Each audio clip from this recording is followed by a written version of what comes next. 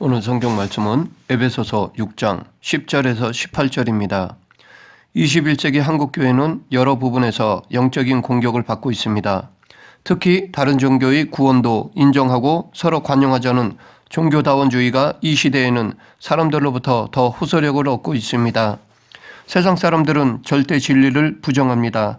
그래서 오직 예수 그리스도의 십자가만이 구원의 길이라고 말하는 기독교를 편협한 종교로 몰아세우기도 합니다. 그리고 각종 언론 매체와 미디어들에서는 심심치 않게 기독교에 대해 비판하여 교회에 대한 부정적인 이미지들을 방송하고 있습니다. 물론 여기에는 교회의 책임이 크다고 하겠습니다. 그러나 특정 교회의 문제를 모든 교회의 문제인 양 비판하고 다른 종교에도 있는 문제를 기독교만의 문제인 양 하여 안 좋은 영향을 주고 있습니다. 그뿐만 아니라 이단들의 활발한 활동과 돈으로 무장한 이슬람 세력의 강력한 등장, 그리고 동성애 문제 등과 같은 인권을 앞세운 타락 문화는 우리 시대의 치열한 영적 전투의 현주소를 보여주고 있다고 하겠습니다. 그러나 역설적이게도 어두울수록 빛은 강하게 비추듯이 혼란스럽고 어두운 시대일수록 진리는 더 명확하게 드러나게 되어 있습니다. 그렇기 때문에 우리는 더욱 영적 전투에 열심을 다해야 하겠습니다.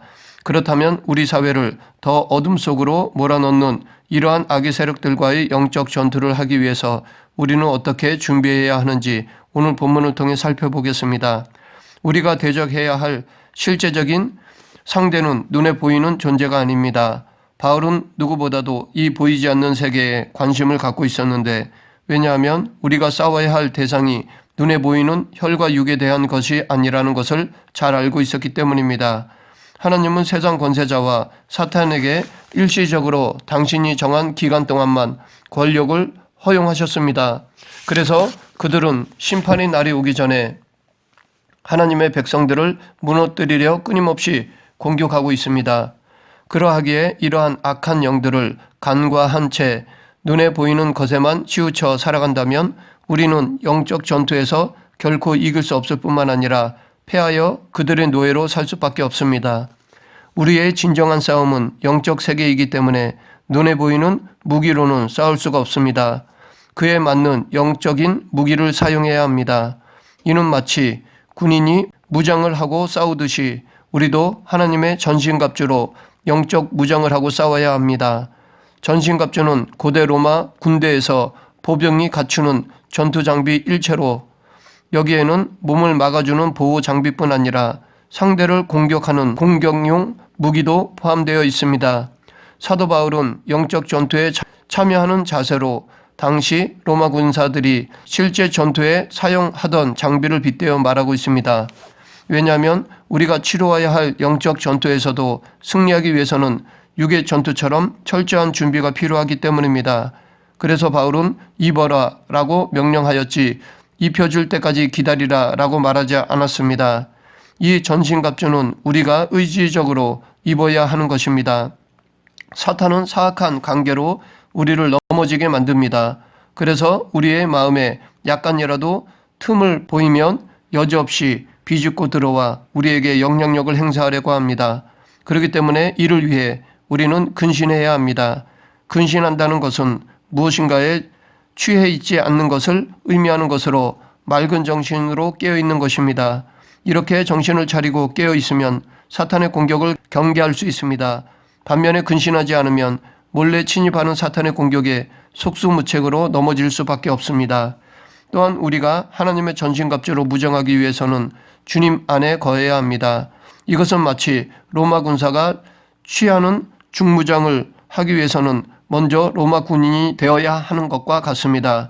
기본적인 전제 조건인 것입니다. 그러므로 우리가 하나님의 전신갑주로 무장하기 위해서는 먼저 주님 안에 거하는 것입니다. 하나님의 자녀가 되어야 합니다. 그래야 하나님의 영적 군사가 될 수 있습니다.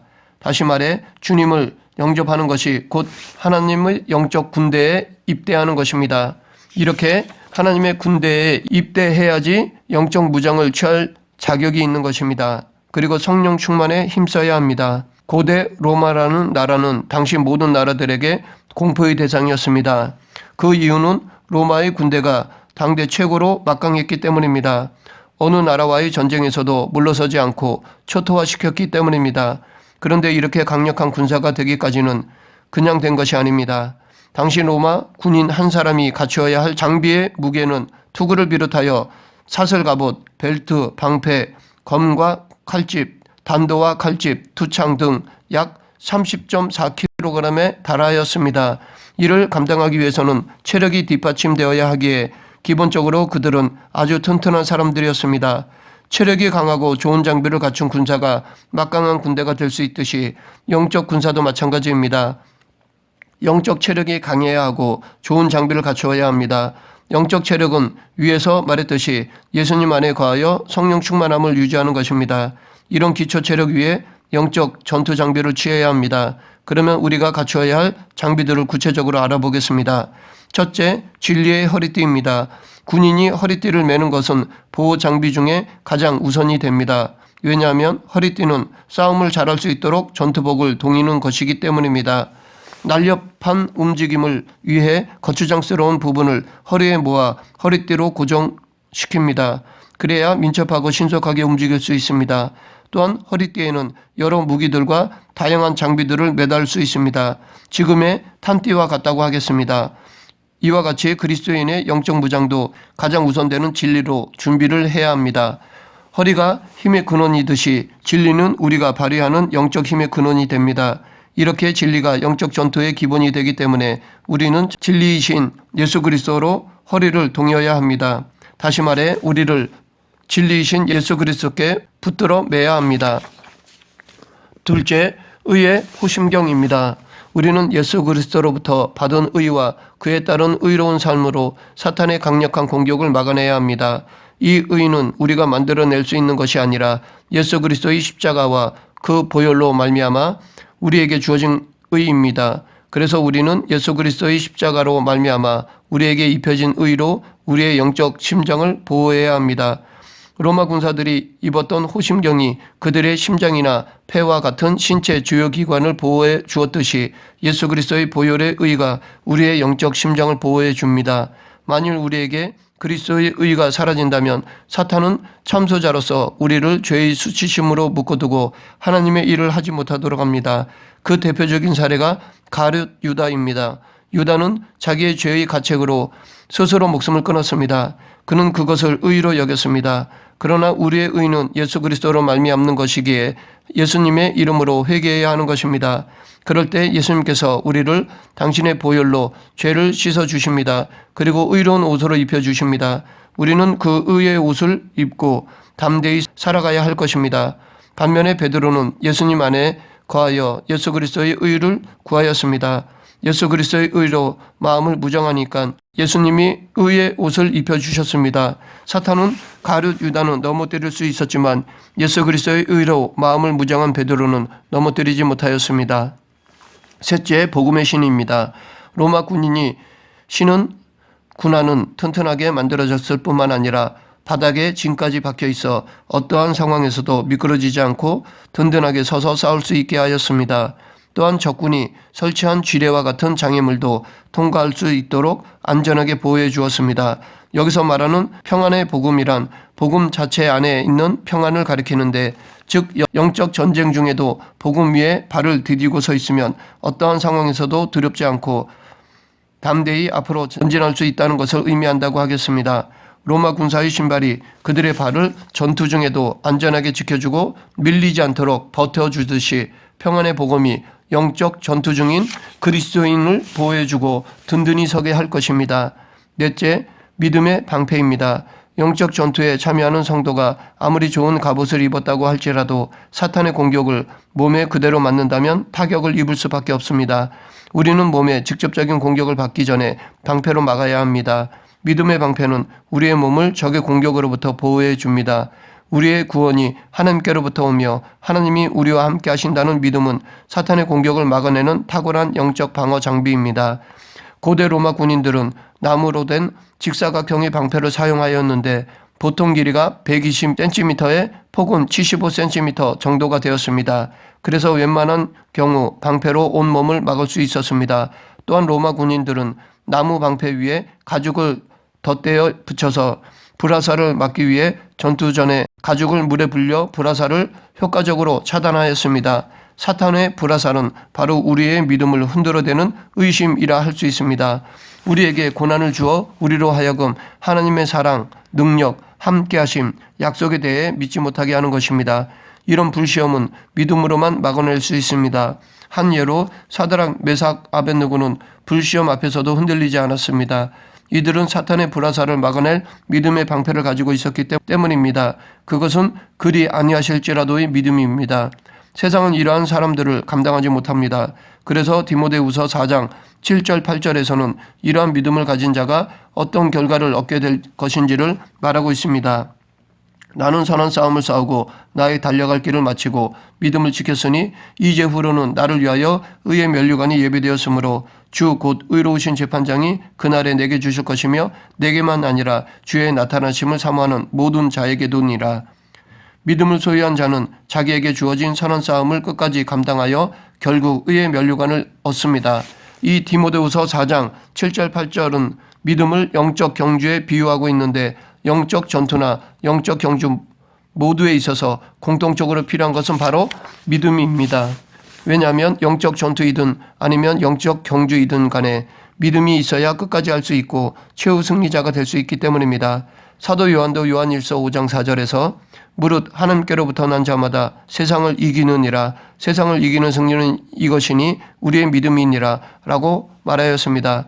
우리는 사탄의 공격을 막기 위해서는 이 믿음의 방패를 내려놓아서는 안 됩니다. 다섯째, 구원의 투구입니다.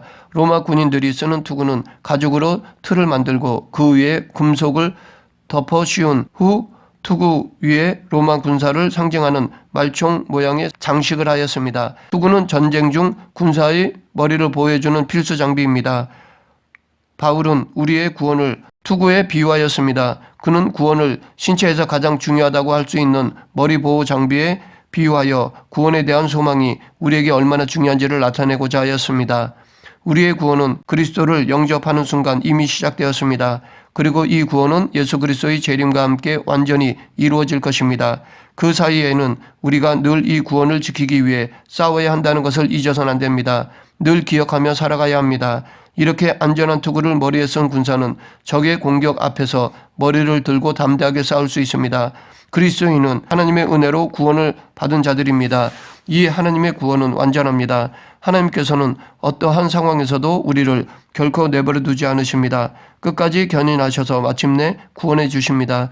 이런 구원의 확신으로 우리 생각에 있는 염려와 불안, 두려움을 덮어버려야 합니다. 그러나 만약 우리가 이 구원의 투구를 가볍게 취급한다면 어떤 위험을 만나게 되는지 히브리서 기자는 히브리서 2장 1절부터 3절에서 말하고 있습니다. 그러므로 우리는 들을 것에 더욱 유념함으로 우리가 흘러 내려가지 않도록 함이 마땅하니라. 천사들을 통하여 하신 말씀이 견고하게 되어 모든 범죄함과 순종하지 아니함이 공정한 보응을 받았거든 우리가 이같이 큰 구원을 등한히 여기면 어찌 그 보응을 피하리요.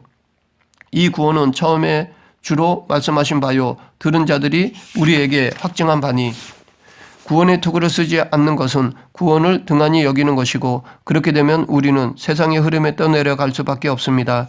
이렇게 세상 세태에 흘러 떠내려가면 자연히 죄에 빠지게 되고 구원을 잃게 됩니다.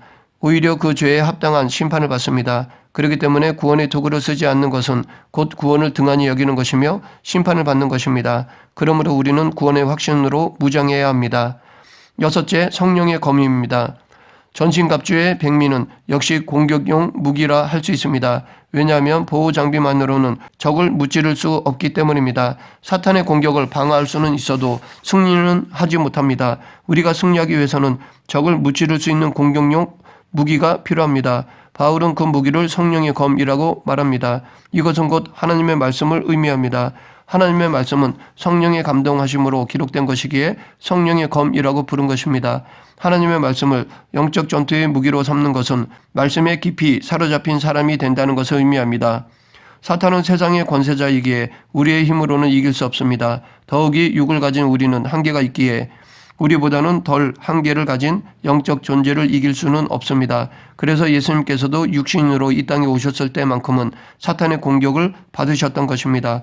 히브리서 기자는 이런 예수님을 천사보다 잠시 동안 못하게 하심을 입은 분으로 말하고 있습니다. 육을 가진 우리는 영적 존재들보다 못하기에 이들과의 싸움에서는 반드시 성령의 검이 필요합니다. 예수님께서도 사탄의 시험을 이기실 때 성령의 검, 즉 말씀을 사용하셨습니다. 우리도 사탄의 시험을 이기기 위해서 성령의 검을 취해야 합니다. 말씀을 부지런히 읽고 묵상하며 순종해야 합니다.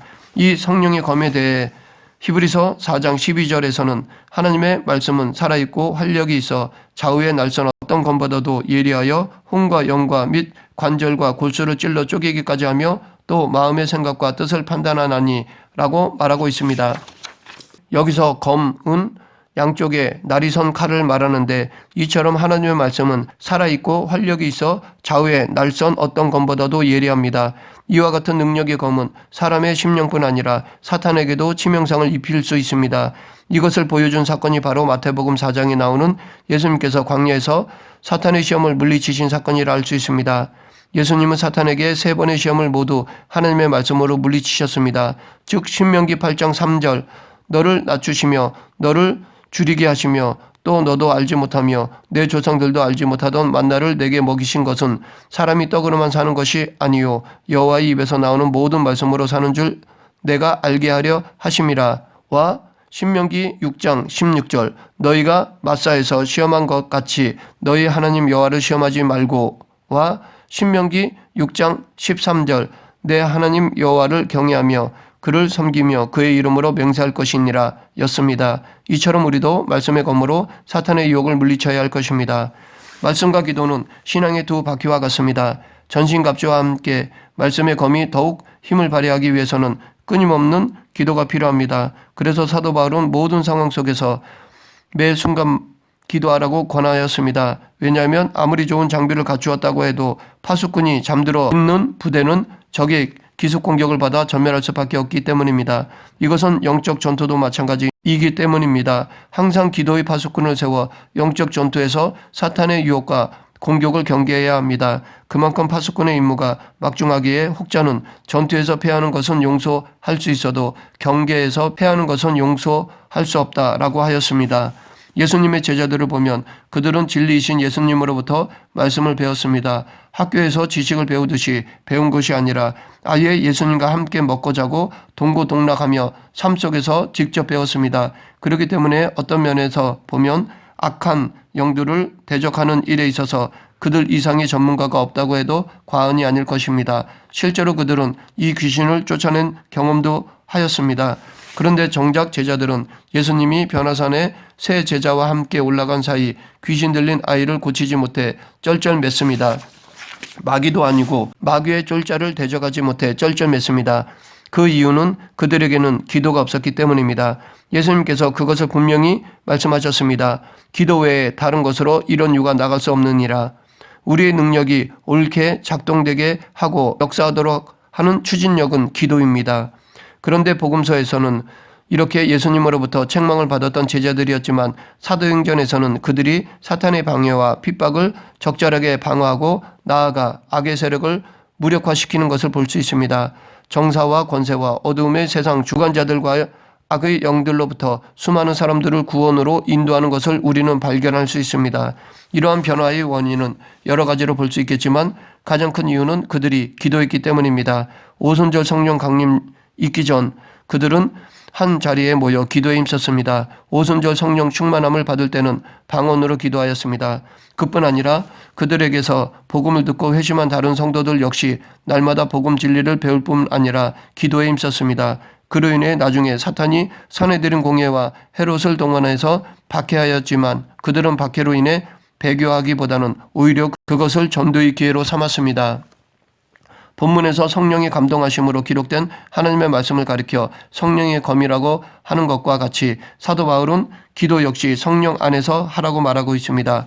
왜냐하면 기도 역시 육적인 일이 아니기 때문입니다. 기도는 영적인 일입니다. 그래서 영이신 성령님의 도우심을 받아야 온전한 기도를 할 수 있습니다. 또한 성령님 안에서 기도하는 자는 한 성령님 안에서 한 몸을 이루는 다른 성도들을 위해서도 기도하게 됩니다. 사도 바울은 말씀의 사람이며 동시에 기도의 사람이었습니다. 그럼에도 그는 다른 성도들에게 자신을 위해 기도해 달라고 부탁하였습니다. 왜냐하면 영적 전투는 각계 전투이면서 또한 함께하는 전투이기 때문입니다.